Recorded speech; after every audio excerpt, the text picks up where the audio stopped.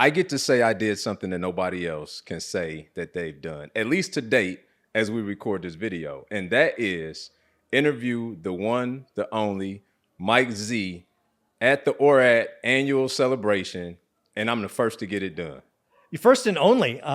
This is an opportunity I couldn't pass up. I had a little gap in my schedule, and you will be the only time. And again, this is second annual running, and I didn't do one last year. So first and only. So thank you for the opportunity. Oh, man.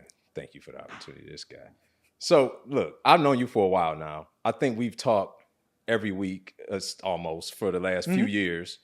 So we've talked about a lot. And so I'm sitting here thinking, what do I want to ask Mike today? And I think the first thing I want to ask you is, when you hit record on that first YouTube video, did you ever imagine that you would be having annual events like this with hundreds of people that are coming out because they love the contribution that you've made to their lives?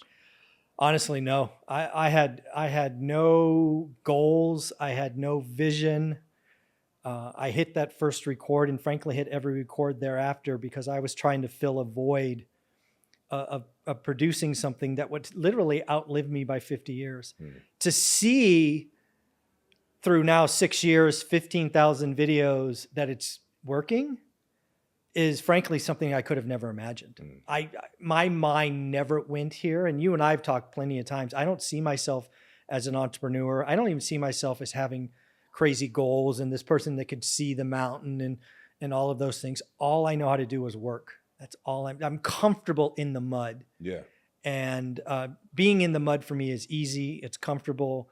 But even today, even last year, kind of trying to pull myself out and look back, I don't want to necessarily say it's uncomfortable, but it is beyond expectations. I mean, last year after day one, so let's go back last year. I did the event because I made a commitment and I'm a man of my word. Yeah. Coming into that event, I had no intention of ever doing it again. One and done, 50,000 celebration, one and done. I go home after day one, and for the first time in my life, I can't sleep. I fall asleep in 5 minutes. I'm literally levitating on my bed with just the buzz of electricity. I'm like, fuck, I'm gonna have to do this again. What the heck? I was, and I'm sure it'll be the same way tonight. So, never had the expectation. I never, just like real estate, when I came to do this, I didn't know what to expect, but I knew the work. I knew press record. I knew say your statement. But yeah, it's shocking. It's I can't put it into words, and that's very hard for me to admit. Yeah, that's good. It's something that you say more often than I like to hear, and I'm gonna poke at it today since I got you here. Of course. Why don't you give yourself enough credit for being an entrepreneur? Well, so I guess let's go to definition. Okay. Right? Because I think that's where this all starts for me, right? Is the definition of an entrepreneur.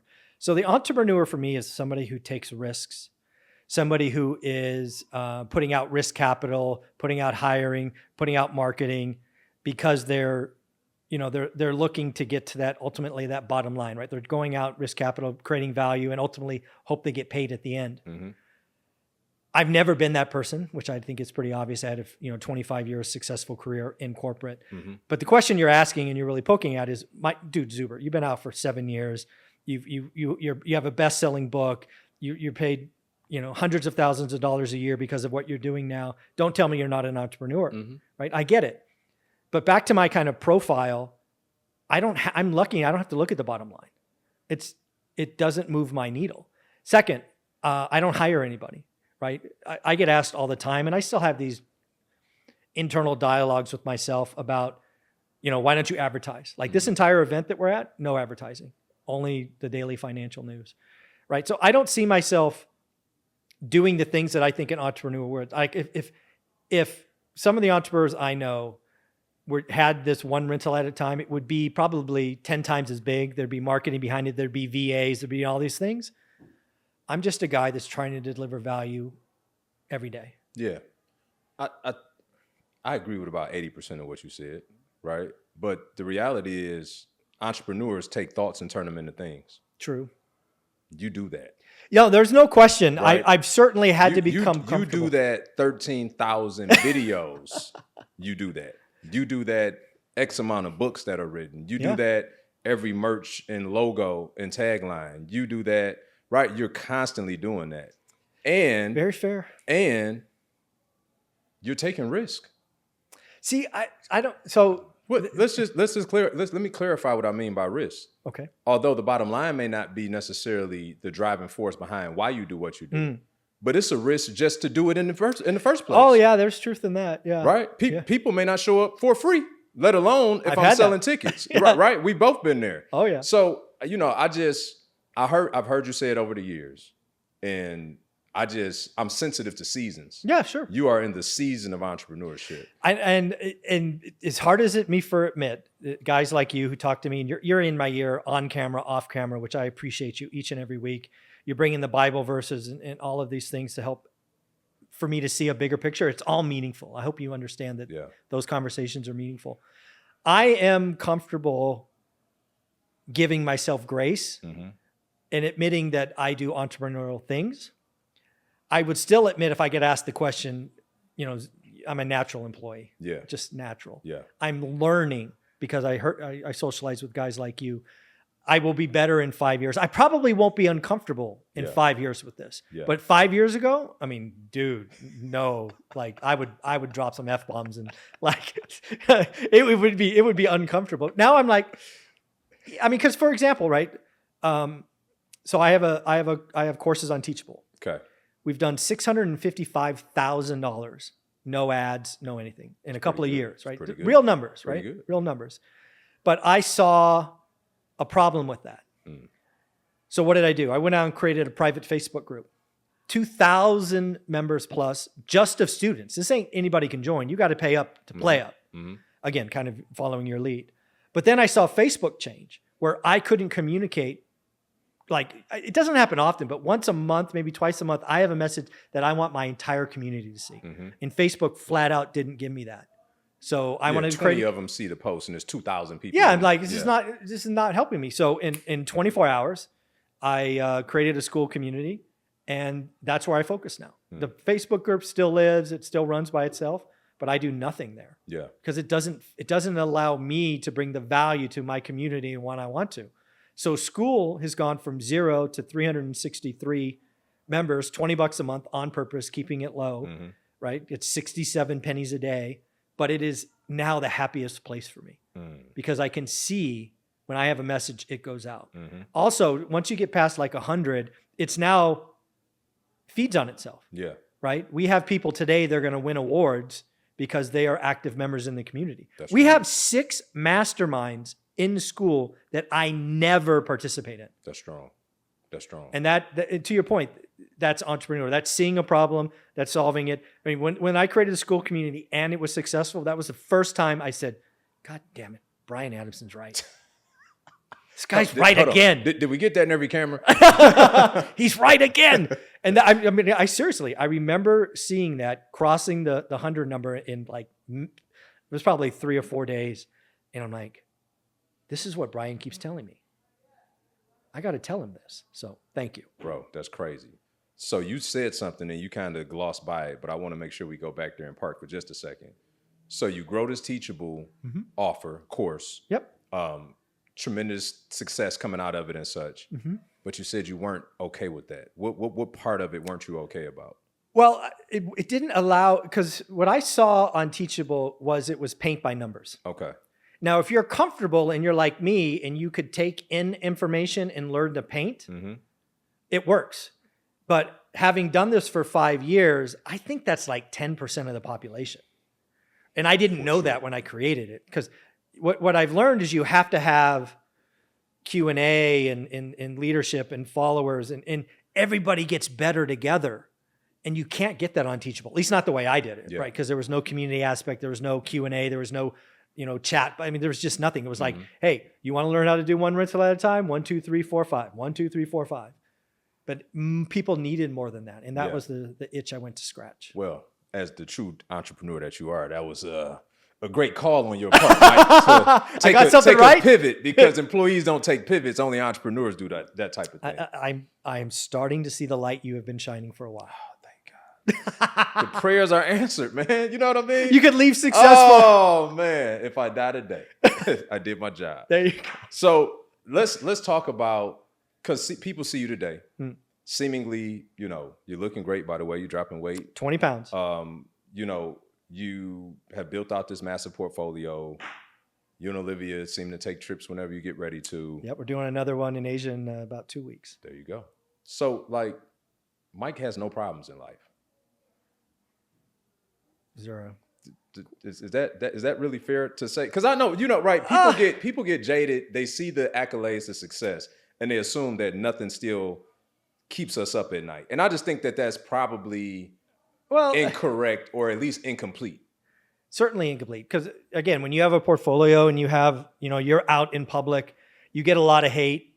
You get a lot of negativity. You just got to remember those are people behind you, right? Or below you, however you want to image that. So that's a learned skill, not dealing with that. Not everybody can. I thankfully can. Our real estate portfolio has problems, but again, we've been through it for so long. Like I just had a fire at a property that cost $240,000 to fix up. It was a 2-minute phone call to insurance, and that stuff doesn't keep us up. Thankfully, our finances have been good for 7 years, and they're only getting better.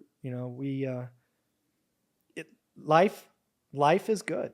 Life is pretty good. I mean, it takes a while to get here, right? It's multiple decades. For sure. The real key now is not to do anything stupid that breaks it up. Yeah. Right. Yeah. And I think, another key element to all of this that you're taking extremely serious, from what I saw with the marathon last year, then hiring a full-time physician to some degree. Yeah, absolutely. This year, I was talking with the gentleman here, and it was heartbreaking to hear that from the time I saw him at the event last year to now, that he had went through a bout of cancer. And I asked him, I said, in that moment, when you found out, how important was your business? And he said, wasn't important at all. Yeah. And so I just applaud you, because as entrepreneurs, going back to that word again, we oftentimes get so busy doing the thing that we forget about we're the number one asset. Yeah. So was there anything that prompted that, Mike? Well, let's poke at that a little bit, because I think W-2 employees have the same problem. I think all of us have that same problem. Okay. Right. If you're an adult in today's society, you're busy. And most of the people, and I'm going to say most is 90 to 95%, put themselves last. That's a problem. Now, again, if you happen to be younger, you won't really see the outcome of putting yourself last for a decade, because when you're 20, you're made out of bubble gum and super glue. It just doesn't matter. Right. But when you get to be 30 and then 40, and now I'm over 50, stuff adds up. It doesn't, the body doesn't snap back, and you can get on a slippery slope. So something I've learned, and I think it was Jesse Itzler, I think, who spawned this, or whoever it was, one of those social media guys, do one hard thing a year. And that really resonated with me, actually, because of 2023. 2023, from the outside looking in, would have been an amazing year for 99% of folks. Multiple crazy trips, more money than coming in than you needed, bought a Mac Daddy place in Vegas. I mean, but it was an unsuccessful year to me because I didn't feel like I grew. Okay. I didn't feel like I was a better version of myself. And that was the first time in decades I could ever say that, right? Because every year I had tried to do something. A lot of it was W-2 wise, but it was always something I go, I did that. I did that. 2023, it just got away from me. Wow. I was comfortable. Wow. So that led to 24 going, I'm going to do, because I had been thinking about running a marathon for 20 years and always just put it off. And I'm like, well, I'm going to tell the world that I'm running a marathon on January 2nd. I'm going to buy the ticket on January 2nd. And the event's November 4th or 6th or whatever it was. I'm going, because once I tell people and the world knows, you're doing it. No doubt about it. You're doing it. Yeah, I'm gonna be in a hospital or something crazy to not to do it. So that was wildly successful. But the weird thing happened, right? Again, over 50, 52, I'm running 70 miles a week, but I did a couple of things that, again, didn't work out well. So first and foremost, I stopped lifting weights. Okay. Why did I do that? Because my biggest concern was that I would injure myself and my marathon training would fall off. And I was not missing that marathon. So I didn't touch a barbell, a dumbbell for 9 months. Second, when you start ramping up your mileage, you go from 30 miles a week, 50, 60, 70. At least what happened to me is I would see food and eat it. It didn't matter what I was starving all the time. So I just started eating crap. And, even if you're running all those miles at my age, your metabolism, you still gain weight. So my cardiovascular was stronger, but I was heavier. Which is crazy, right? It's Because wild. weight gain is literally a mathematical equation. It's 3,500 calories in a pound. Yep. So if you can figure out how to cut 500 calories a day out of your diet without moving a muscle, you'll lose a pound a week. Absolutely. So I'm looking at you 30, 50, 70 miles a week. You got to be burning tens of thousands. It's certainly 4,000 or 5,000. Yeah, I mean, it's a big number, It's but like again, crazy. But again, when I tell you I would see food and eat it, like I would have ice cream, pizza. I mean, I was just gorgeous because I was hungry all the time. Yeah. But not doing anything else. So like, as you get up in mileage, the days go down, and and then I do the marathon, I complete it, and I don't stop eating, but I don't run anymore. And that got ugly fast. Okay, now we're getting somewhere. Yeah, that got ugly fast. Yeah. And pretty soon I was heavier than I'd ever been. Then I was 10 pounds heavier than I'd been. And I'm like, I'm going to have to buy new pants. This is unacceptable. Yeah, for sure. And you know how it is. Like, it's that 5, it's the 10. You're conscious of the 20. And then from there, those little 3, 5, 7s, you don't know until you got to buy new clothes. Yeah, it's like, right? Damn. Yeah. Ask me how I know. Yeah, I've been there, huh? Yeah, been there. exactly. Yeah, so Exactly. it's just wild. But yeah, that's why 2025 is going to be about getting as healthy as possible. I did all the scans, all the blood work. I'm working with a doctor. In fact, he's speaking tomorrow. I'm paying him a bunch of money. I'm documenting it for everyone on YouTube, all the free stuff, because there's lots of things you could do personally. And I'm down 20 pounds already. My goal for the year, again, I don't know if it's possible at 52, will be 53 very soon, is I'm going to get to a single digit body fat, which I've never done in my entire life. 9.9 to be specific. I like that. That's the goal. That's something I've never that's done. serious, bro. That's serious. So what time frame are you giving yourself? The year, it's the full calendar year. Okay, full calendar year. That's solid. So you talked about not only business owners being impacted by this, but also high capacity folks in the workforce. Were you able to incorporate like health, wellness, fitness when you were on the road? Absolutely not. Okay. No, I was made of rubber bands and bubble gum. Yeah. 30-year-old guy can burn the candle at both ends, you recover with 3 hours of sleep. No, it was never a concern. So now in all of these new learnings, right, from having a full-time physician, what are some incremental steps that people can take out there? I know you're going to create some content around it, but just if you got like some low-hanging fruit that people could start doing ASAP. Yeah. So the first thing is, again, for most people, if you walk more and run less, it shocks people. So I have run nearly 0 miles this year, but I walk 10 to 12,000 steps a day. I'm down 20 pounds. Without running at all? No running at all. Walking. Wow. Walking. See, the problem with running is it takes you into zone 2 and zone 3, which actually changes what the body is burning. If you stay in zone 1 with a walk, it's zone 1, and that's burning fat. Got it. So that's a big thing. Walk more, run less. Okay. Second, if you don't track it, it doesn't work. Like for the longest time in my life, I go by feel. Now I have the MyFitness app, not sponsored. I have an Aura ring, which I wear everywhere I go, not sponsored, because I want to see the data every day. And it allows me to see it. So those are the first. And then again, here's the last one for you. I used to be the guy at the gym that I would measure the success of the workout by how long it took me to get off the ground. Because I went to CrossFit, did all the EMOMs and all that stuff. So you beat the hell out of yourself every day. If I got off the ground in 5 minutes or less, Yeah. it was a shitty workout. Okay. My workouts now are 4 days a week, 20 to 25 minutes. Yeah. 1 to 2 body parts, go to failure, done. That's beautiful. I'm doing less Yeah. and getting better results. That's really good. That's really good. And I'm going to tell you, I mean, I thought that runners, just looking at their body type, right, over time, that they're the ones that had it figured out. And, this is eye-opening for me. Yeah, no. For most people, if you just walk more, stay in zone 1, fat will melt off your body. Got if it. you do nothing else, you keep the diet the same Yep. and elevate your steps to 10 or 12,000, you'll be, to your earlier point, it's a math equation. Yeah, it is.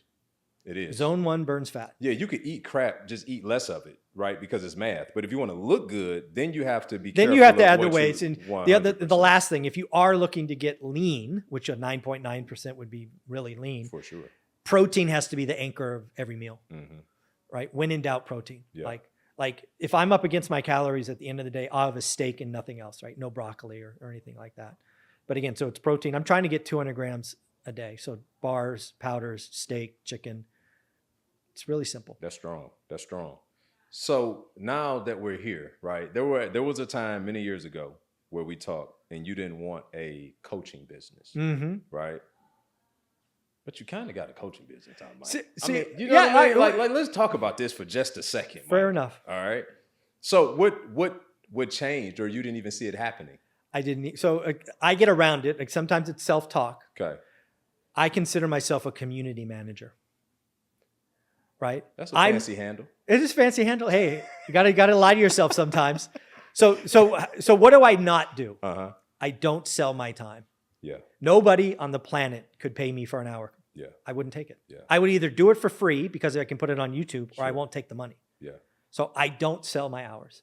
But I built a community. I look at it about once a day to make sure nobody's breaking any rules. And I'm fanning the flames. And the community is growing. Again, we got 6 people who give an hour a week, every week, to run a mastermind that I never participate in. Yeah. That's not a coaching program. That's strong, bro. It reminds me of like great leadership, like this guy named Jesus who went and found 12 people that was like, he was like, hey, come follow me. I'm about Come to show on, y'all some cool I got something stuff. good for you. And then they went out in his absence and saved like billions of people as a result of the stuff. If I that could he be showed. 1.001 of that, I'm down. Yeah. Yeah. But it seemed like that's the model you're going Oh, it's after, absolutely though. the Like, model. that's There's it. no question. Yeah. That's What exactly the what model. is the thing that has brought you the most joy in this 7-year trek? Because I know you've been through a lot of iterations along the way.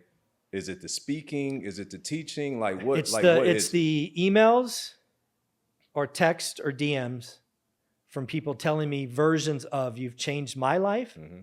and my family's life. Mm. I get those almost daily. Mm. Used to be monthly, then it was weekly. Now it's almost daily. Yeah, that'll give you a little bit of motivation to keep going. Every day. Yeah. I don't have to look far. So tell me this, right? Because I think a question came up earlier about the marriage dynamic. Yep.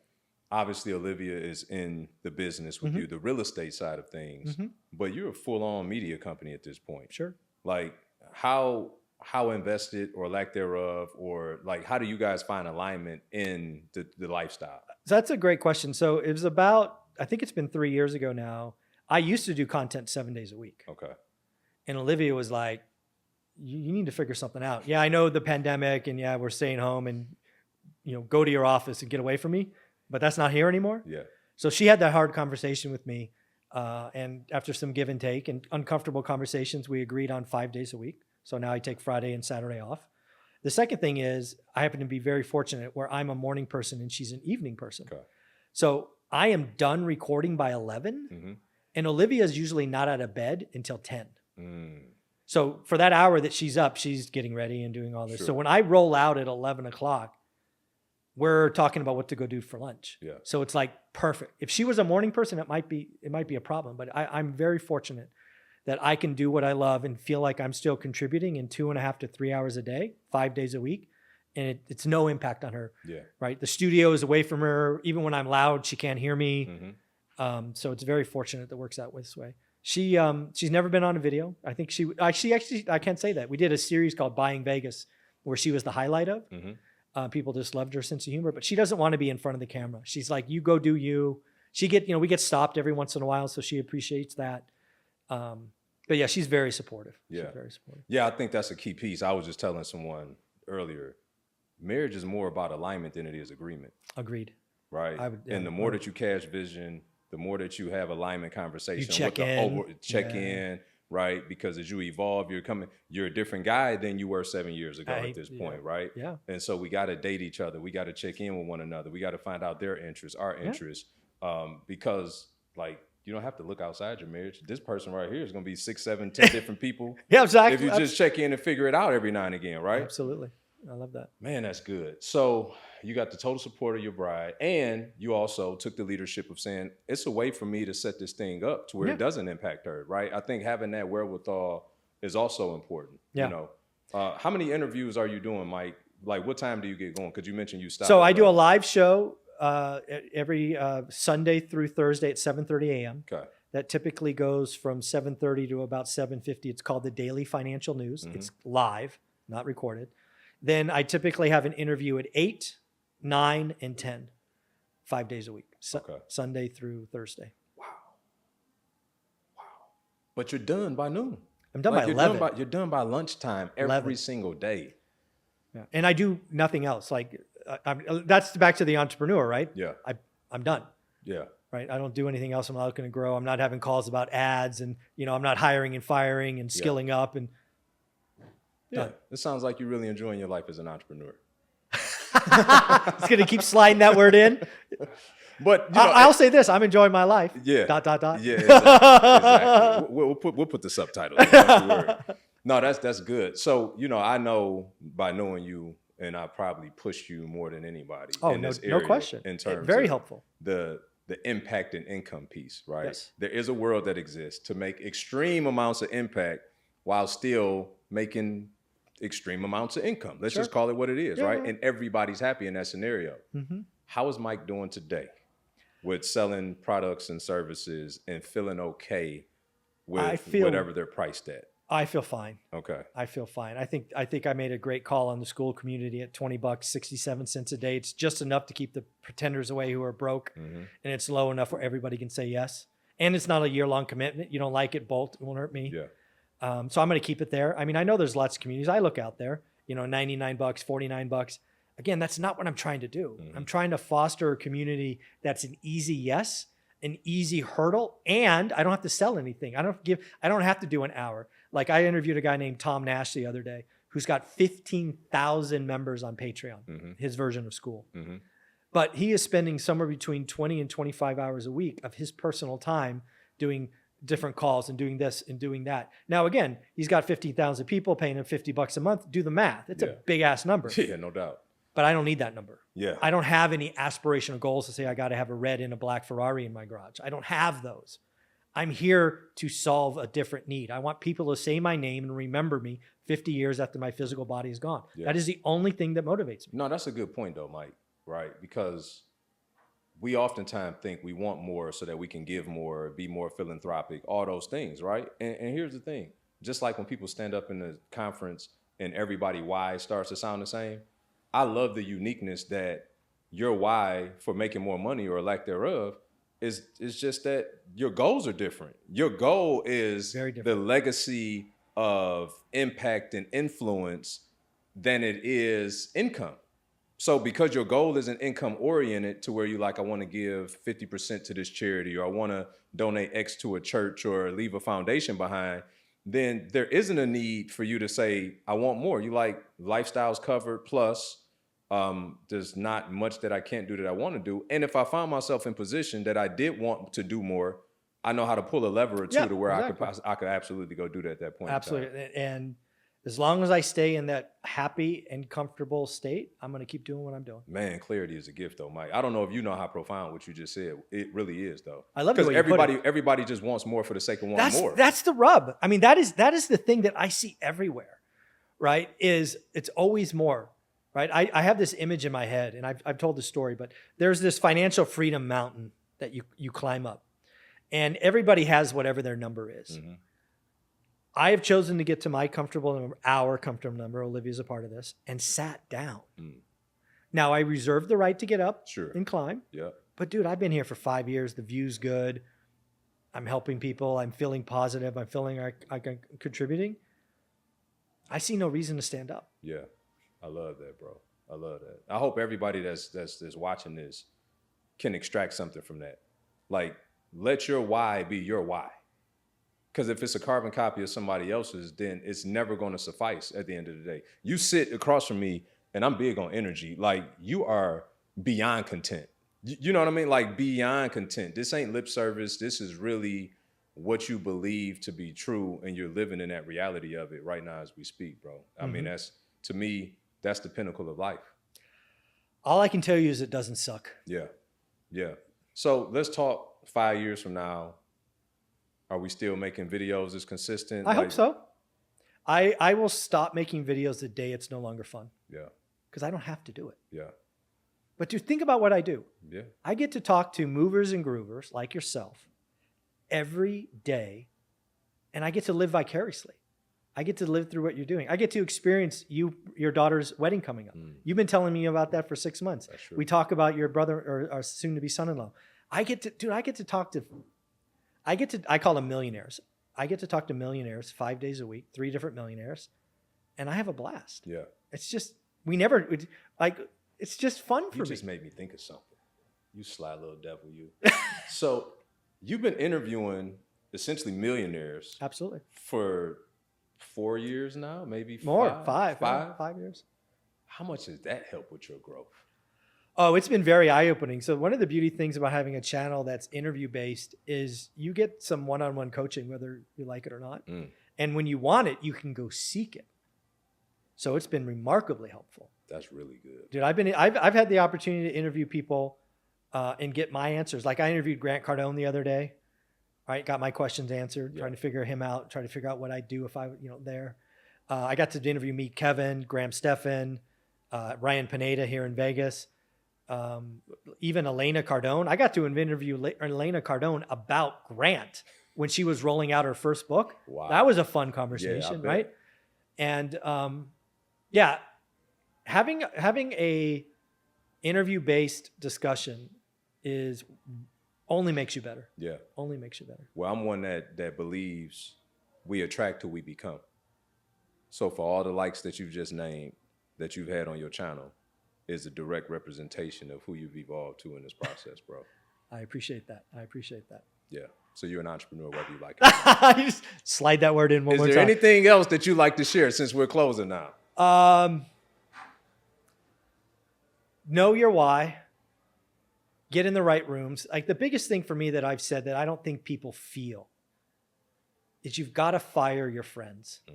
I know it sounds harsh, and I mean it to sound harsh. Sometimes you got to say things that makes you go like, what did he say?